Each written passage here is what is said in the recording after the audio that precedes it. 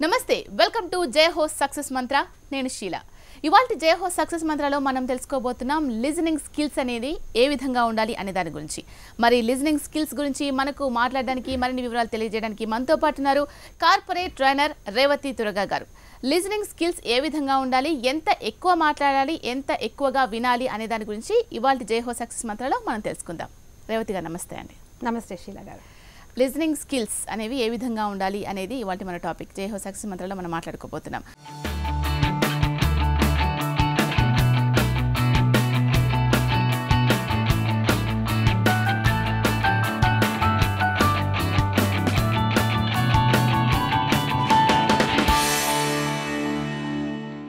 చాలా మంది లిజనింగ్ అనేది చాలా తక్కువగా చేస్తూ ఉంటారు చెప్తూ ఉంటే మాట్లాడుతూ ఉంటారు మధ్యలో జనరల్గా లిజనింగ్ స్కిల్స్ అంటే ఏంటి ఏ విధంగా ఉండాలి ఇప్పుడు మామూలుగా చాలాసార్లు కంపెనీలో ఒక టైంలో మనం ఎలా మాట్లాడాలి మనం సరిగ్గా మాట్లాడగలుగుతామా లేదా ఎంతమంది ముందరైతే అంతమంది ముందర మనం కాన్ఫిడెంట్గా మాట్లాడాలి అన్నది చాలా ఇంపార్టెంట్ అని చెప్పేవాళ్ళు కానీ ఈ మధ్య ఇప్పుడు చూసారు అంటే చాలామంది మాట్లాడడానికి చాలా ప్రోగ్రామ్స్ ఉంటాయి ప్రజెంటేషన్ స్కిల్స్ నేర్పిస్తారు పబ్లిక్ స్పీకింగ్ నేర్పిస్తారు కాన్ఫిడెంట్గా కమ్యూనికేట్ చేయడం నేర్పిస్తారు సో చాలామందికి మాట్లాడడం బాగా అలవాటు అయిపోయింది కానీ వినడం అనేది బాగా తగ్గిపోయింది రైట్ సో చాలా కంపెనీస్ కానీ చాలా ఇండివిజువల్స్ కానీ ఇప్పుడు ఏం చేస్తారంటే అది మీరు ఎంతవరకు వినగలుగుతారు ఎందుకంటే ఒక మాట మనం చెప్పాలి అనుకుంటే మనం చెప్పే హడావిడిలో ఉంటాం అవతల మనిషి మాట్లాడుతూ ఉన్నా కూడా వినం ఆగుతామేమో కానీ యాక్చువల్గా వినం వాళ్ళు చెప్పే మాట సో ఒక మంచి కాన్వర్జేషన్ అంటే ఇద్దరు కూర్చుని కాసేపు మాట్లాడితే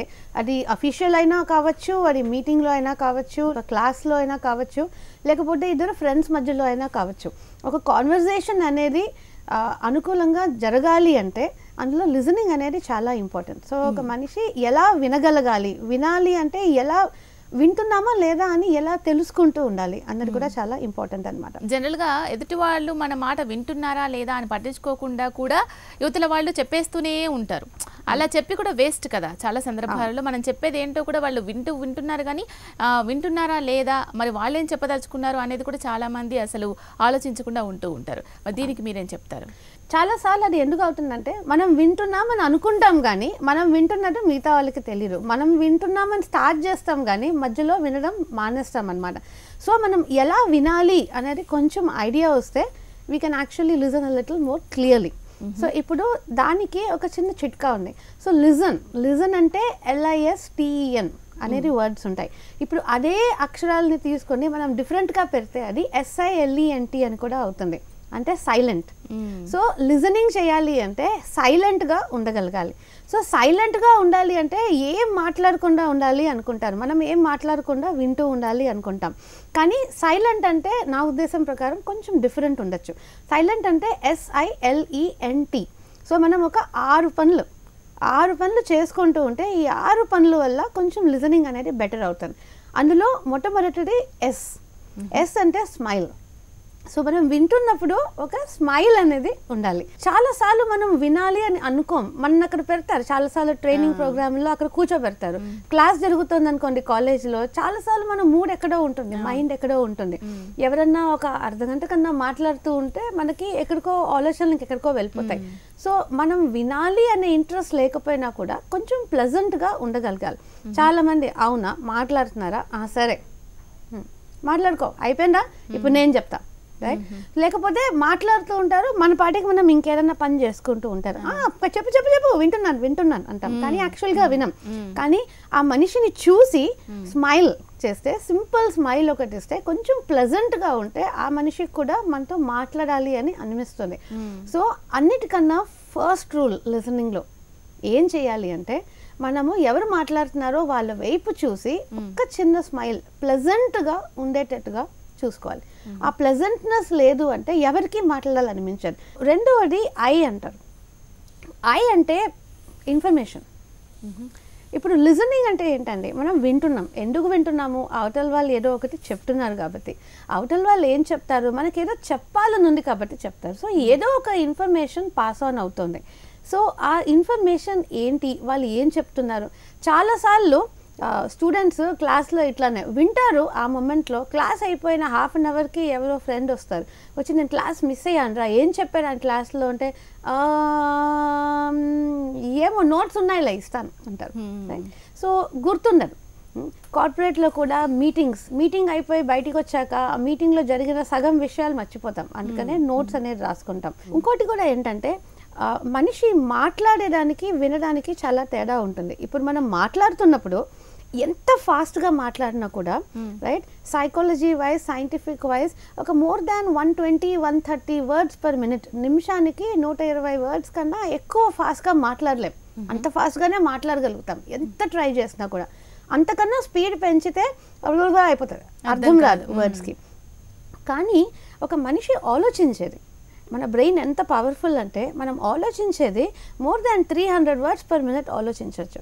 అన్ని వర్డ్స్ ఆలోచించచ్చు అనమాట. అంటే 3 రెట్లు, ఆల్మోస్ట్ 3 times మాట్లాడడానికి వినేదానికి. అంటే ఇప్పుడు నేను మాట్లాడుతూ ఉంటే నేను ఎంత ఫాస్ట్గా మాట్లాడగలుగుతున్నా అంత ఫాస్ట్గా మాట్లాడేసినా మీరు నా మాట వినేసి దానికి జవాబేంటో అని ఆలోచించేసుకుని అప్పటికే ఇంకా దేని గురించో వినడం మొదలెడతారు, ఆలోచించడం మొదలెడతారు.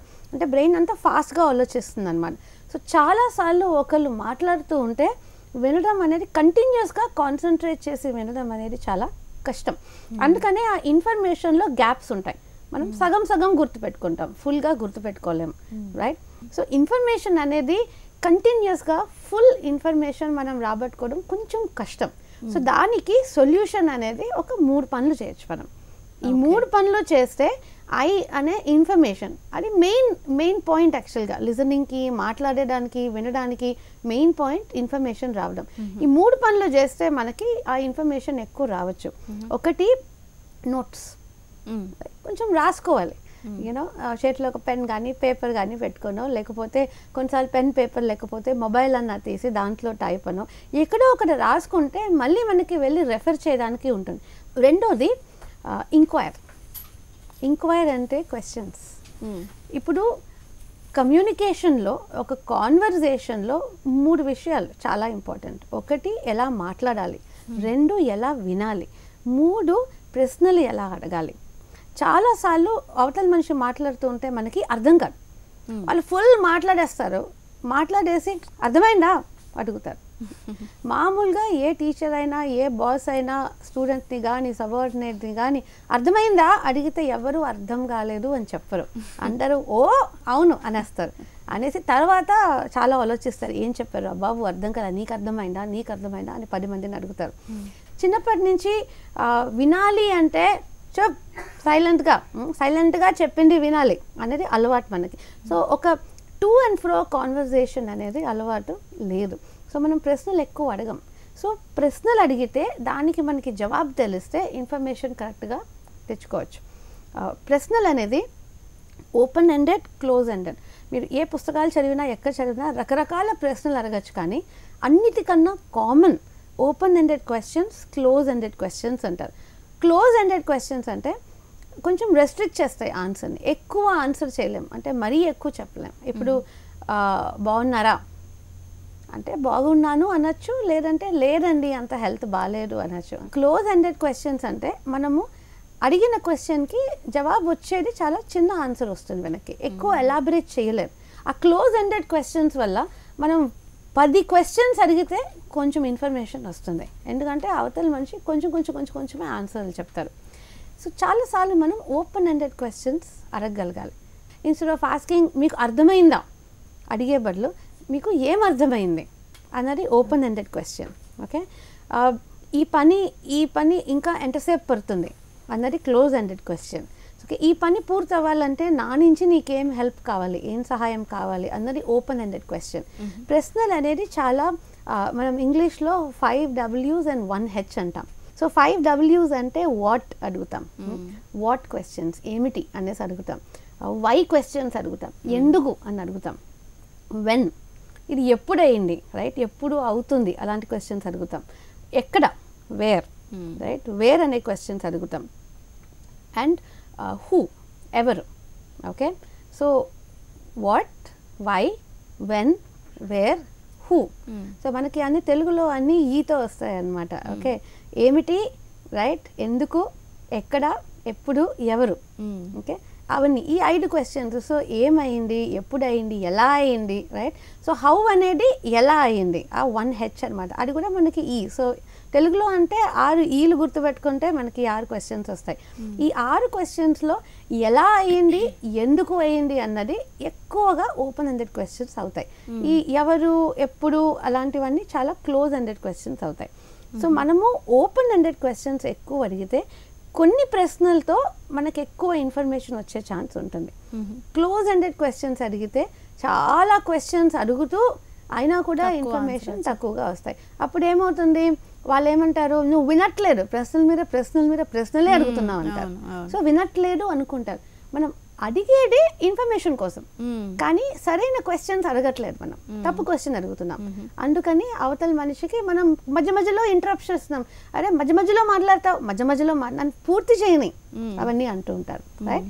సో క్వశ్చన్స్ అనేది ఓపెన్ ఎండెడ్ క్వశ్చన్స్ అడిగితే ఒక క్వశ్చన్తో వాళ్ళు ఎక్కువ చెప్పగలుగుతారు. స్టూడెంట్స్ వచ్చేసి క్వశ్చన్స్ అడుగుతూ ఉండాలి మధ్యలో లెక్చరర్ చెప్పేటప్పుడు అని అంటే చాలా కష్టం అని చెప్పేసి లెక్చరర్ అంటూ ఉంటారు. అందుకే ఫస్ట్ నేను చెప్పింది విను, తర్వాత నువ్వు అడుగుదు క్వశ్చన్స్ అని అంటూ ఉంటారు కదా. మరి అలాగే బోర్గా వింటూ ఉండాలంటే ఎంతసేపు వింటాం మేడం అని కూడా స్టూడెంట్స్ అంటూ ఉంటారు. మరి దీన్ని ఎలా చేయాలంటారు? మనం SILENT అన్నాం కదా. సో అందులో S అనేది స్మైల్ అన్నాము, I అనేది ఇన్ఫర్మేషన్లో 3 చేయొచ్చు అన్నాం. ఒకటి నోట్స్, ఒకటి ఇంక్వైర్ క్వశ్చన్స్. సో మూడోది ఎంతో ఇంకా చెప్పలేదు. కానీ L అనేది లైకింగ్. ఓకే, ఇప్పుడు లైకింగ్ అంటే ఇంట్రెస్ట్. ఓకే, ఇప్పుడు బోర్ కొడుతుంది అన్నారు కదా స్టూడెంట్స్, కానీ కొంతమంది టీచర్లు ఉంటారు, వాళ్ళు ఏ క్లాస్ తీసుకున్నా, ఎలా తీసుకున్నా, ఎప్పుడు తీసుకున్నా స్టూడెంట్స్ వింటారు, వాళ్ళు బోర్ అని చెప్పరు. ఎందుకంటే ఆ టీచర్ అంటే లైకింగ్ ఉంటుంది. అలానే కంపెనీలో కూడా ఒక బాస్ అంటే ఇష్టం ఉంటారు, అయితే ఆ బాస్ చెప్తే చేసేస్తారు, రైట్. సో L అనేది లైకింగ్ అంటే ఆ టీచర్ కానీ లేకపోతే ఆ బాస్ కానీ మనిషి ఎవరు మనతో మాట్లాడుతున్నారో వాళ్ళు మనకి నచ్చితే మనం వాళ్ళ మాట ఎక్కువ ఇంట్రెస్ట్తో వింటాం, రైట్. వాళ్ళు మనకి నచ్చలేదంటే మనం వాళ్ళు ఏం చెప్పినా కూడా ఒక 5 నిమిషాలు మాట్లాడినా కూడా స్విచ్ ఆఫ్ అయిపోతాం, రైట్. కానీ నచ్చిన మనిషి మాట్లాడితే గంట సేపు మాట్లాడినా కూడా చాలా ఇంట్రెస్ట్తో వింటాం. సో చాలా మంది స్టూడెంట్స్ ఏం చేయాలంటే టీచర్లలో, ప్రతి టీచర్లో కానీ లేకపోతే కంపెనీలో ప్రతి బాస్లో కానీ వాళ్ళలో మంచి గుణాలు ఉంటాయి. ఆ మంచి గుణాలు ఏంటో తెలుసుకోవాలి. రెండోది లైకింగ్ ది సబ్జెక్ట్, టాపిక్. కొన్నిసార్లు ఆ టాపిక్ ఇంట్రెస్ట్ ఉంటే ఎవరు చెప్పినా కూడా మనం ఆ మాట వింటాం, రైట్. సో లైక్ అనేది, సో ఆ టాపిక్ కానీ, ఆ టీచర్ అని కానీ, ఆ సిచ్యుయేషన్ కానీ. కొంతమంది 2-3 ఫ్రెండ్స్ పక్కన కూర్చుంటే కలిసి వినడం కొంచెం ఈజీ అవుతుంది. సో మామూలుగా టీచర్లు ఫస్ట్ వినండి అని చెప్పడం కరెక్టే, ఎందుకంటే కొంచెం సరిగ్గా వింటే దెన్ నోట్స్ రాసుకుంటే క్వశ్చన్స్ వస్తాయి. కానీ ఆ కాసేపు ఎలా వినాలి అనేది కొంచెం లైకింగ్ అనేది తెచ్చుకోవాలి. టీచర్ అంటే లైకింగ్ తెచ్చుకోవాలో, టాపిక్ అంటే లైకింగ్ తెచ్చుకోవాలో, లేకపోతే ఇంట్రెస్ట్ లైకింగ్ లేకపోయినా అది ఎగ్జామ్ కోసం ఎందుకు ముఖ్యం, వాళ్ళ లైఫ్కి ఎందుకు ముఖ్యం, వాళ్ళ కెరియర్కి ఎందుకు ముఖ్యమో అనేది కొంచెం తెలుసుకోవాలి. తెలుసుకుంటే దాంతో ఒక కారణం ఉంటుంది. మనము కారణం లేనిదే ఏమీ చేయం, రైట్. మనం ఏం చేసినా, ఎప్పుడు చేసినా, ఎలా చేసినా అది ఏదో ఒక గోల్, ఏదో ఒక లక్ష్యం వైపు వెళ్ళాలి. సో ఒక లక్ష్యం అనేది ఉంటే నాకు ఇది కావాలి, నేను ఇది సాధించాలి, ఒక కారణం అనేది ఏర్పడుతుంది. దాంతో ఆ టాపిక్ అంటే చాలా ఇష్టం రాకపోవచ్చు, కానీ you like to listen. Teachers కూడా మధ్య మధ్యలో కొంచెం ప్రాక్టికల్ ఇన్ఫర్మేషన్ తీసుకురాగలిగితే, ఇది ఎలా ఉపయోగపడుతుందో చెప్తే దాన్ని బట్టి వాళ్ళకు కొంచెం ఇంట్రెస్ట్ పెరిగే ఛాన్స్ ఉంటుంది. సో ఇది 2-way కాన్వర్జేషన్. సో మాట్లాడే వాళ్ళు కొంచెం కారణాలు తీసుకురావాలి, వినే వాళ్ళకి ఒక కారణం అనేది ఉండాలి. కానీ లైకింగ్ అనేది ఉంటే ఆ బోర్ కొట్టడం అనేది కొంచెం తగ్గుతుంది. కంటిన్యూస్గా ఇప్పుడు చాలా మంది చూస్తున్నాం, పిల్లల నుంచి పెద్దవాళ్ళ వరకు స్కూల్స్కి చాలా ఎక్కువగా పరిమితం అయిపోతూ ఉన్నారు. ఇంటికంటే కూడా కాలేజెస్లో కూడా దాదాపు అలానే అవుతూ ఉంది. అంటే వాళ్ళు మార్నింగ్ దాదాపుగా 9కి వెళ్తే 5 దాకా క్లాస్ రూమ్స్లోనే కూర్చుంటూ ఉంటారు. అంతసేపు మైండ్ తీసుకునే అంత కెపాసిటీ మైండ్కి ఉంటుంది. అంతే కాన్సన్ట్రేషన్ ఎక్కడ తగ్గకుండా లెక్చరర్ కానీ టీచర్ కానీ ఏది చెప్తున్నారో అది లిజన్ అంటే వినే శక్తి మైండ్కి అంత ఉంటుందంటారా? ప్రతి ఒక్కళ్ళు డిఫరెంట్ ఉంటారు, రైట్. సో మైండ్కి అంత శక్తి ఉంటుందా అంటే కొంతమంది ఎక్కువసేపు వింటారు, కొంతమంది తక్కువసేపు. కానీ చాలా రీసెర్చ్ బట్టి ఒక మనిషి ఒక 12-15 నిమిషాలు అయిపోయేసరికి మైండ్ కొంచెం వాండర్ అయిపోతుంది. ఇప్పుడు చాలాసార్లు క్లాసెస్ అనేది గంట సేపు ఉంటాయి, గంటన్నర ఉంటాయి కొన్ని కాలేజీల్లో క్లాసెస్, రైట్? గంటన్నర సేపు కంటిన్యూస్గా వినడం అనేది కొంచెం కష్టం అవుతుంది. అందుకనే నోట్స్ అని చెప్పాను మధ్యలో. నోట్స్ రాసుకోవడం అంటే ఏంటి? ఇప్పుడు వింటూ ఉంటే మనం చెవులతో వింటాం. సో ఓన్లీ అవర్ ఇయర్స్, మనకి సెన్సెస్ అనేది మనకి చూపు ఉంది, మనకి వినేది శక్తి ఉంది, మనం చేత్తో టచ్, రైట్, ఏదో చేసే శక్తి ఉంది. సో మనం ఎప్పుడూ వింటూ ఉండాలంటే కష్టం. అందుకనే ఈ మధ్య చాలాసార్లు ఈ కాలేజెస్ చూసినా ఏం చూసినా స్లైడ్స్ ఉంటాయి. స్లైడ్స్ ఉంటే కొంచెం చూడడం కూడా అవుతుంది, రైట్? సో నోట్స్ రాసుకుంటే చేయడం, అది మనం వింటున్నాము, మనం చేత్తో రాస్తున్నాము, ప్లస్ మనం రాసేది ఏదో అనేది మనకు కనిపిస్తుంది కూడా, రైట్? సో మన 3 సెన్సెస్, మన చూపు, మన చేత, మన వినడం 3 కలిపి దాంతో మనకు కొంచెం యాక్టివిటీ కూడా వస్తుంది. లేకపోతే ఊరికేనే ఇలాగే కూర్చొని వినాలంటే కష్టం అవుతుంది. సో నోట్స్ అనేది ఒకటి. ఇంకోటి పారాఫ్రేజ్ అంటారు, ఒక చిన్న టెక్నిక్ ఉంటుంది పారాఫ్రేజింగ్ అనేసి, రైట్? ఇది క్లాసెస్లో కొన్నిసార్లు యూస్ఫుల్ అవుతుంది, 1-on-1 కాన్వర్జేషన్స్లో ఎక్కువ యూస్ఫుల్ అవుతుంది, రైట్? సో ఇన్ఫర్మేషన్ చాలాసార్లు ఏమవుతుందంటే ఒక మాట చెప్తారు, వాళ్ళు ఒక మాట చెప్పాక మనం అచ్చా అర్థమైంది అనుకుంటాం, కానీ వాళ్ళు చెప్పింది ఒకటి అవుతుంది, మనం అర్థం చేసుకున్నది ఇంకోటి అవుతుంది. మామూలుగా 2 ఒకటే అవ్వవన్నమాట.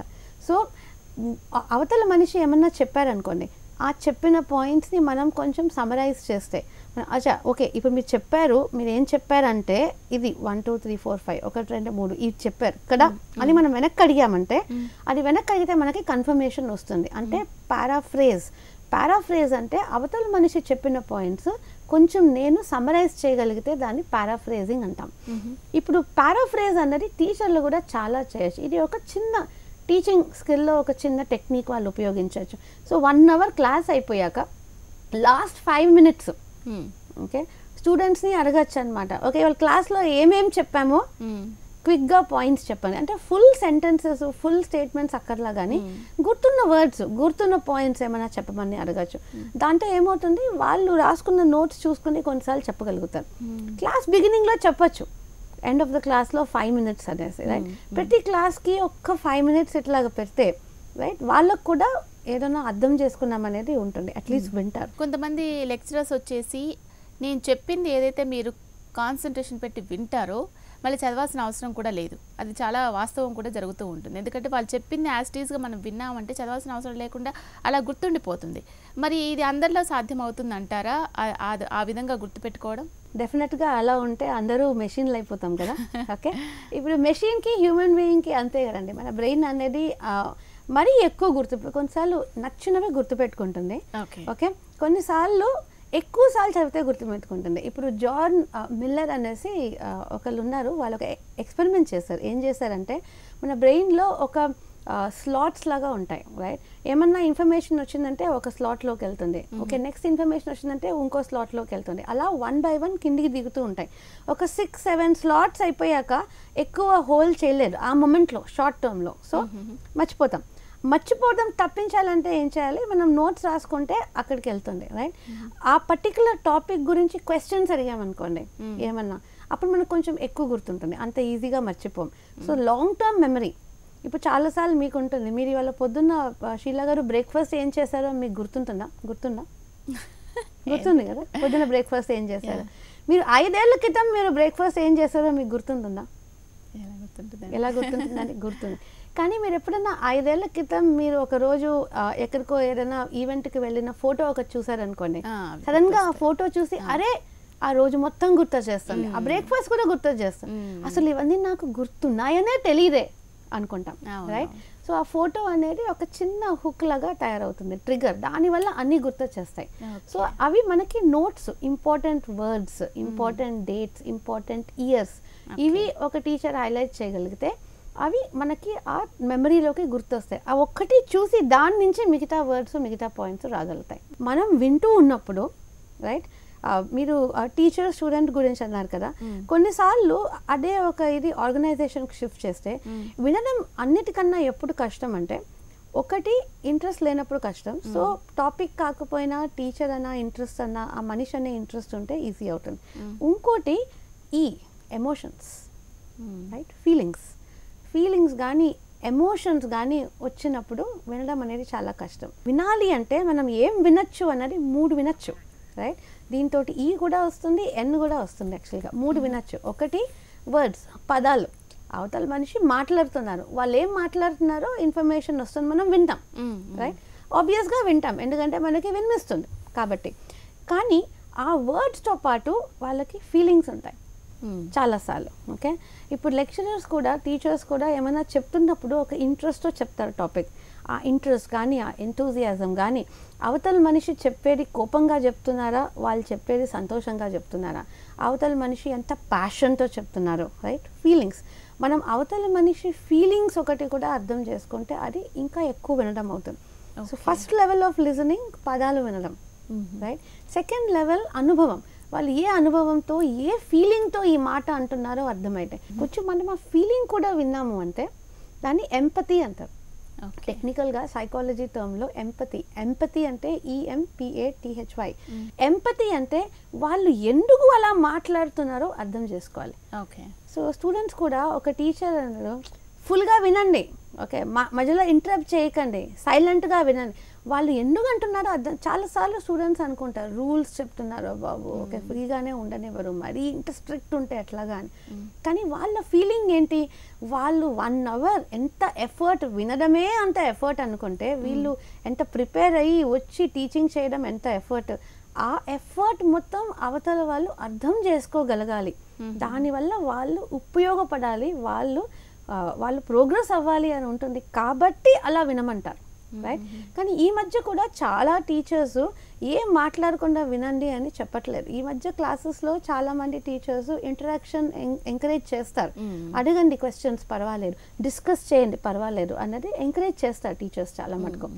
కానీ వాళ్ళలో ఉన్న ఫీలింగ్ అదే విధానంగా ఒక ఆఫీస్లో బాస్ సబార్డినేట్ అయినా, లేకపోతే ఇద్దరు ఫ్రెండ్స్ అయినా, లేకపోతే ఒక టాపిక్ మీద ఇట్లా చేద్దామంటే ఇంకోళ్ళు ఇలా చేద్దాము అని చెప్పిన, రైట్? దాంట్లో కూడా ఒక పర్టికులర్ రీజనింగ్ ఉంటుంది, ఒక ఫీలింగ్ ఉంటుంది. సో అవతల మనిషి మనకి నచ్చంది ఏమన్నా చెప్తూ ఉంటే దాని వెనకాల వాళ్ళ ఫీలింగ్ ఏంటి, వాళ్ళు ఎందుకు అలా చెప్తున్నారు, వాళ్ళ సిచ్యువేషన్ ఏంటి, వాళ్ళ పర్పస్ ఏంటి అని కొంచెం మనం అర్థం చేసుకోగలిగితే దాంతో కొంచెం లిజనింగ్ అనేది ఈజీ అవుతుంది. అప్పుడు ఇద్దరు ఒక ప్లాట్ఫామ్లో ఉండగలుగుతారు. Okay right. Thank you so much అండి రేవతి గారు. లిజనింగ్ స్కిల్స్ అనేవి ఏ విధంగా ఉంటే మనం ఎంతో జ్ఞానాన్ని సంపాదించుకోగలుగుతాం అనే దాని గురించి చాలా చక్కగా తెలియజేశారు. Thank you so much. Thank you.